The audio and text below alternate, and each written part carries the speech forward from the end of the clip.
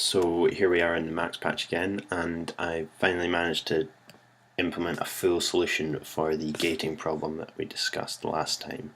I've also cleaned up the patch off all the old sort of examples I had just lying around because it was pretty hectic.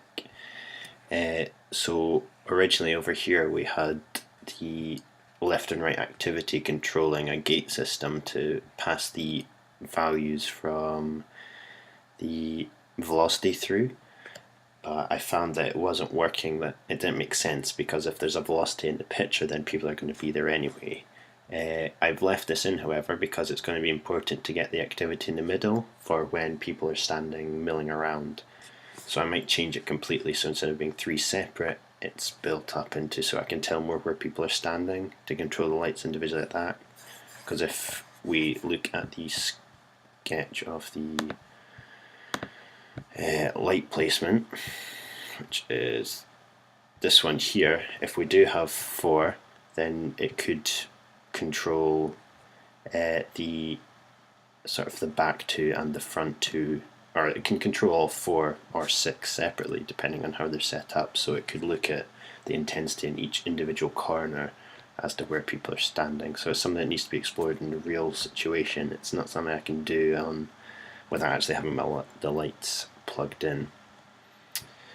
So the solution was, it still goes through a gate system. What happens is it inputs the value, which is received up here because it's being smoothed out to stop it being really jittery up and down. And then every 2.5 seconds at the moment, it can be changed to anything. The gate opens, allows a value in.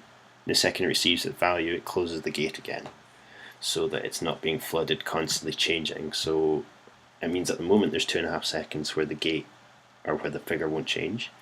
In the real situation, I presume it'll need to be about 10 seconds, just depends on how quickly people are walking. But it's something that I could implement an expression that it automatically calculates it using the activity, which could be quite cool.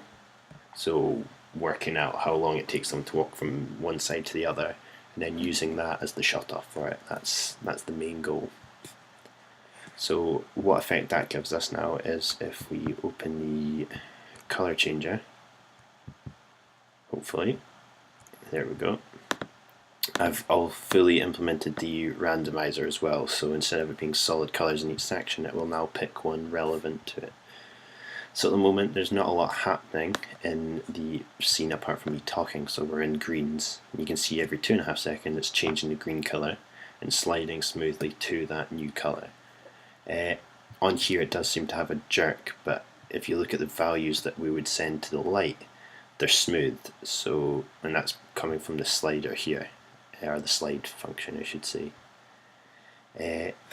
So it's taken me far too long to do it, but I'm glad I've got it solved. So now all I need to do is build my DMX adapter, plug it in, and start sending signals to the light. So hopefully next video you see, it'll be in a dark room with lots of colour.